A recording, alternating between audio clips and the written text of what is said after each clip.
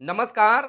मैं हूं सुनील बॉबी और आप इस समय देख रहे हैं अपना खास कार्यक्रम बिहार समाचार, जहां बातें करते हैं बिहार की, खबरें होती है बिहार की खबरों के साथ साथ देश दुनिया में क्या कुछ चल रहा है तमाम खबरों से हम आपको कराते हैं अपडेट।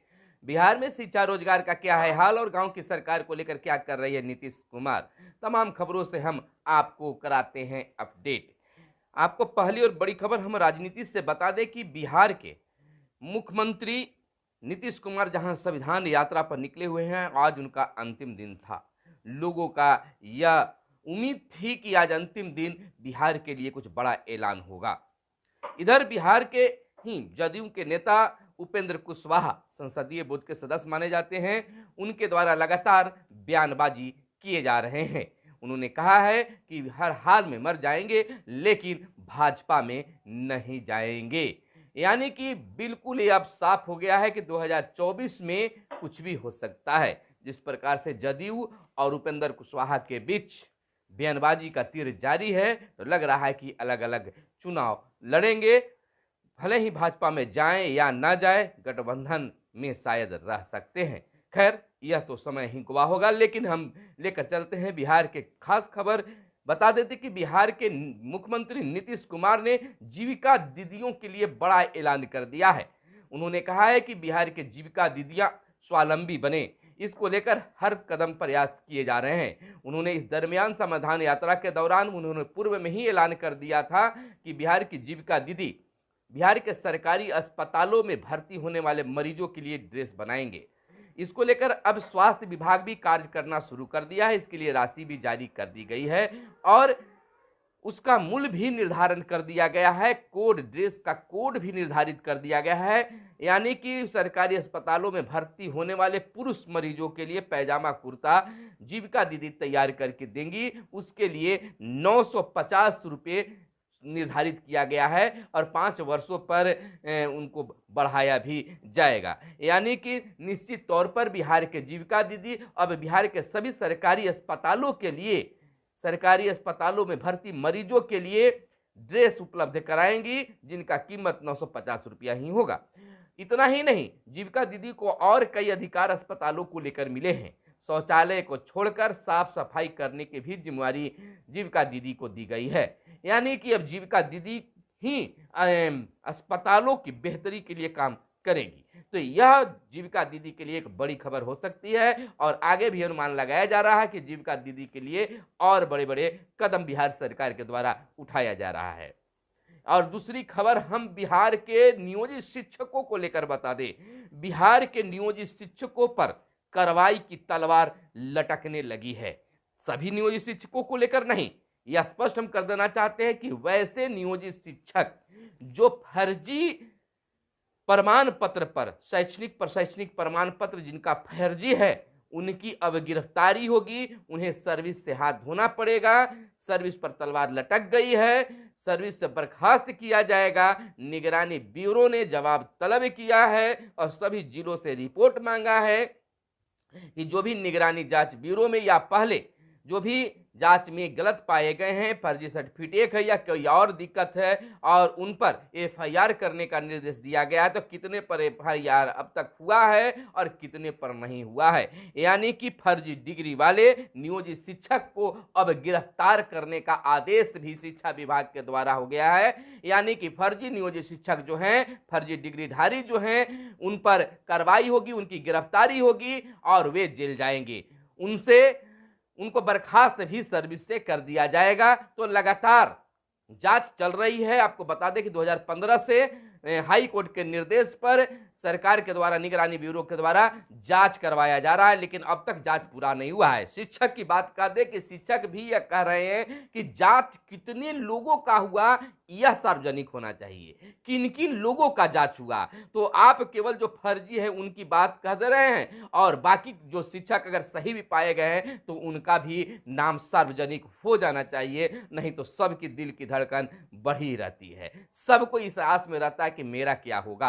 हालांकि जहाँ तक फर्जी की बात है तो बहुत सारे शिक्षक कहते हैं कि हमारे प्रमाण पत्र बिल्कुल सही है, लेकिन मेधा सूची की बात करते हैं जो पंचायत के स्तर पर बहाल है, ब्लॉक स्तर पर बहाल है, उनकी बहाली के अन्य कागजात उनके कार्यालय में होना चाहिए, जबकि शिक्षकों से मांगा जाता है। तो इन तमाम चीज़ों को लेकर शिक्षक भी ऊहापोह की स्थिति में है। तो एक बार फिर से बिहार के नियोजित शिक्षकों के लिए बुरी खबर है कि उनके सर्विस पर तलवार लटक रही है और फर्जी डिग्रीधारी वाले नियोजित शिक्षक जो है उनकी गिरफ्तारी अब तय है। बहुत सारे जिलों का नोटिस जारी कर दिया गया कि कितने जिलों में कितना अब तक एफआईआर दर्ज हुए हैं, उन अब गिरफ्तारी के भी आदेश निकलने जा रहे हैं।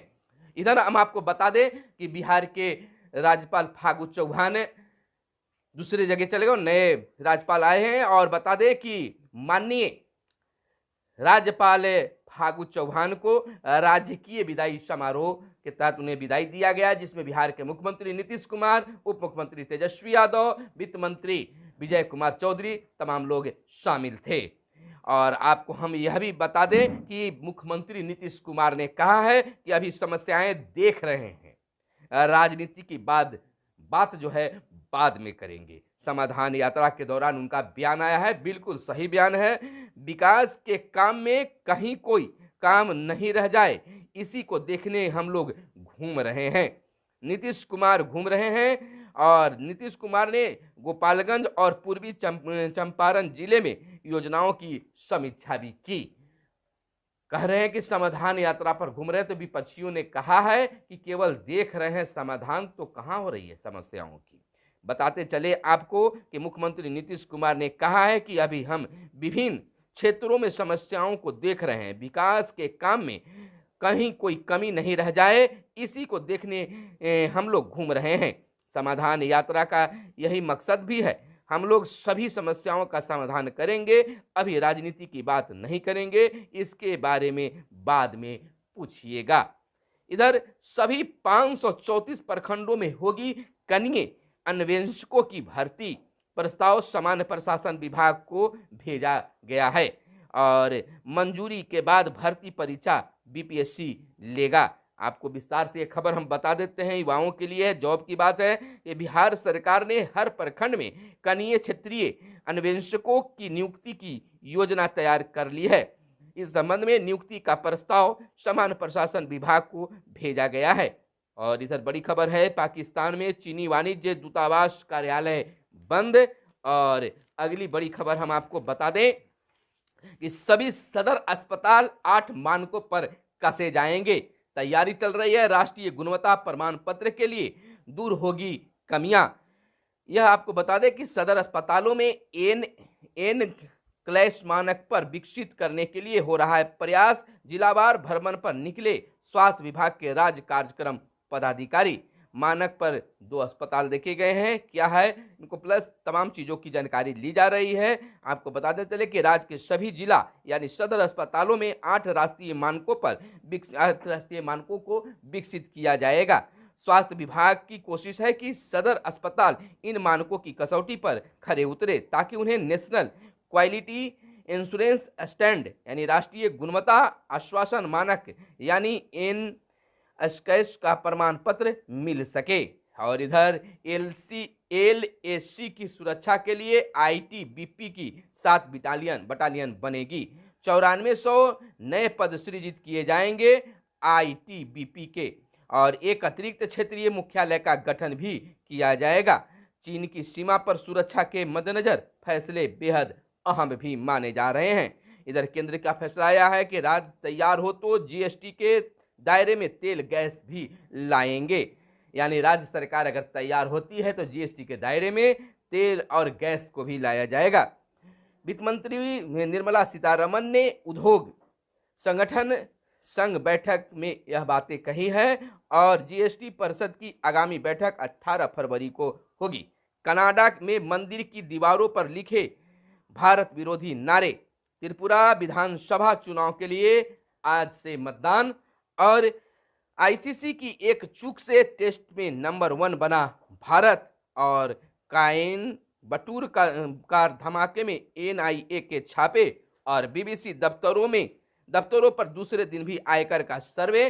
कंप्यूटर और मोबाइल को क्लोन बनाए गए। मंगलवार से ही दफ्तरों में डटे हैं खास अधिकारी। और रेलवे ने 84,000 बोगियों के लिए दिए ऑर्डर, मंत्री का बयान आया है।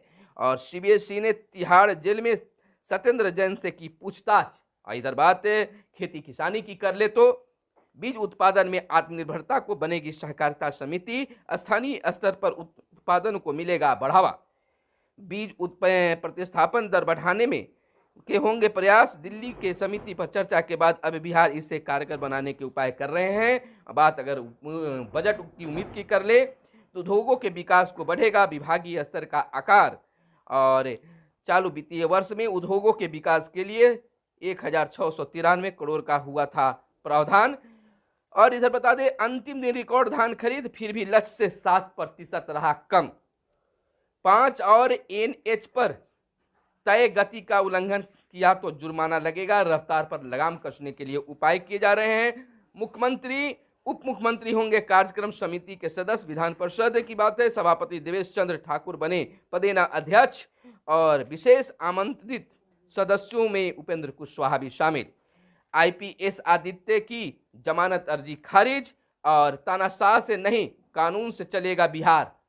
बिहार के पूर्व पंचायती राज मंत्री सम्राट चौधरी का बयान आया है। उन्होंने कहा है कि विधान परिषद में नेता प्रतिपक्ष सम्राट चौधरी ने कहा है कि बिहार तानाशाही से नहीं, कानून से चलेगा। अभिव्यक्ति की आज़ादी पर रोक लगाने की नीयत से सरकारी कर्मियों को सोशल मीडिया के उपयोग करने से रोकने का प्रयास तानाशाही मनोवृत्ति को दर्शाता है। और इधर पीयू और जूलॉजिकल सर्वे ऑफ इंडिया में हुआ करार। और कुछ अधिकारी बिहार का कर रहे हैं अपमान। बिहार के विपक्ष के नेता विजय कुमार सिन्हा ने यह आरोप लगाया है। मोदी के 9 साल के कार्यकाल में लोगों की आय घटी, यह कहना है जदयू नेता राजीव रंजन ने कहा है कि केंद्र की वर्तमान भारत सरकार अपने 9 वर्षों के कार्यकाल का पूरा समय आम लोगों और युवाओं को सब्जबाग दिखाने में किया है, यानी ठगने का काम किया है। सेना के कारण ही सुरक्षित हैं, चिराग पासवान ने कहा है। केंद्रीय योजना होनी चाहिए वाइब्रेंट विलेज प्रोग्राम। और तुर्की और सीरिया ने भारत ने दिखाए मानवता। और विपक्ष में इधर देखिए बड़ा बयान आया है, राजनीतिक में उथल पुथल मचाने वाली। विपक्ष में प्रधानमंत्री के कई चेहरे हैं, एकजुटता जरूरी है। भाकपा माले ने गांधी मैदान से वर्ष 2024 की चुनावी तैयारियों का बिगुल फूका। महासचिव दीपंकर भट्टाचार्य ने कहा, पूरे देश की नजर बिहार पर टिकी हुई है। हुंकार बिहार की सत्ता से भाजपा को हटाया, अब केंद्र से हटाएंगे। भाकपा माले की रैली में वक्ताओं ने मोदी सरकार को हटाने का आह्वान भी किया। इधर हम आपको बता दें, लोकतंत्र बचाओ रैली में दूसरे प्रदेशों से कार्यकर्ता भी पहुंचे। मोदी की नीतियां अडानी और अंबानी की हितैषी है, यह कार्यक्रम में भी कही गई। और गरीब उजाड़े जा रहे हैं, रोजगार खत्म हो रहा है। माले के नेताओं ने यह बातें रखी है। और पटना में विकास कार्यों की आज समीक्षा बैठक सीएम के द्वारा जारी है।